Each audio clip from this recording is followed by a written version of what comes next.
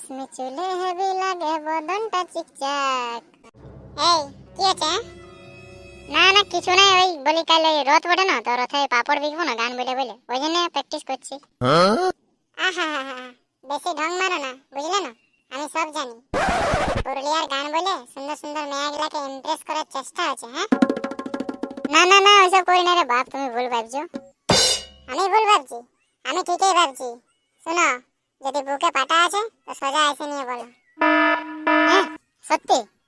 না না, তুমি আর কি করছো বলো? হ্যাঁ তুমি তো বাপ ক্যাটরিনার মতন দেখতে। হ্যাঁ তোমার পরীর মতন তোমার চেহারা, তুমি কি এই গরিবটার সঙ্গে হবে বাপ?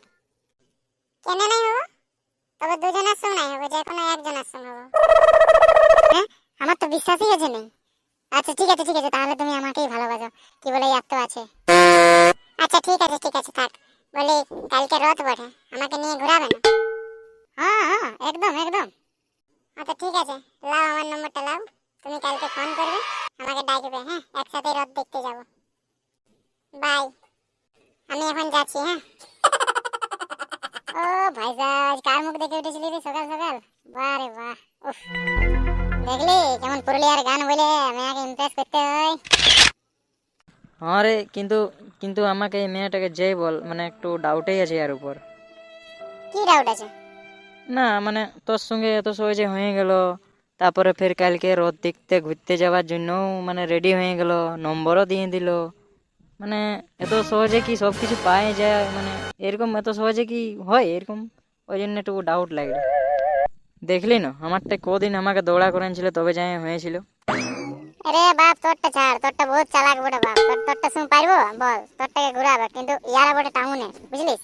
দেখে নাই বুঝতে পারছি কত সুন্দর আছে বলি পাঠাই ইয়াদের, এত সহজে ইয়াদের মন বহুত ভালো, বুঝলি? আচ্ছা বলি কালকে রথের দিন, কালকে আমি ওর সাথে যাবো, ঠিক আছে? তো তোকে ভাই তুই কোনো মনে করিস না, তোকে মানে তোর সঙ্গে তো প্রত্যেক বছর ঘুরি রথে, তো এই বছর আমি নাই ঘুরতে পারবো, হ্যাঁ না? কোনো মনে করিস না ভাই প্লিজ। ঠিক আছে, যা। ও কই গো, আসলে তুমি? ভালো করলে। তো চলো তাহলে। হ্যাঁ চলো চলো। তো তো বলো আগে কথা যে কি কি খাবে, মানে কাঁঠাল পাকানো, পাপড়, ওসব আমি খাই নাই, আমাকে কোনো একটা বড় হোটেলে নিয়ে চলো, ওখানে আমি খাবো। যেমন মটন বিরিয়ানি, চিকেন পকোড়া, তন্দুরি রুটি, তারপরে আইসক্রিম, তারপরে তোমার আরো বহুত কিছু খাবো। এ বাপ রে, এ তো আচ্ছা মেয়ে বটে বাপ। ঠিকই বলেছিল বন্ধুটি। আমি আমি ভাবলি 50-60 টাকার মধ্যে পাইরেন যাবে, দেখা যেরকম বলছে বাপ, আমার তো 1-1.5 হাজার টাকা খরচা পড়ে যাবে মনে হচ্ছে। বাপ আচ্ছা ফাঁদে পড়লি রে, এবার কি করবো? এই কি হলো, তুমি এদিকে কি ফুসুর ফুসুর করছো? চলো। না মানে আমার মানে কোনো ডিসকাউন্ট ডিসকাউন্ট হবে কি নাই? মানে আমার তো অত পয়সা নাই। ডিসকাউন্ট মানে বুঝলি না? বলি হোটেলে না যায় যদি পাপড় খাও। কি বললে? হ্যাঁ আরেকবার বলো। পাপড় খাও? হ্যাঁ পয়সা পাতি নাই তো বলি গার্লফ্রেন্ড রাখার কি দরকার? হ্যাঁ বহুত তো পুরুলিয়ার গান বলে বলে তা মেয়েকে ইমপ্রেস করতে লেগেছিল, এবার বুঝছো না? হ্যাঁ তোমার জন্য এটাই শিক্ষা, মনে রাখো।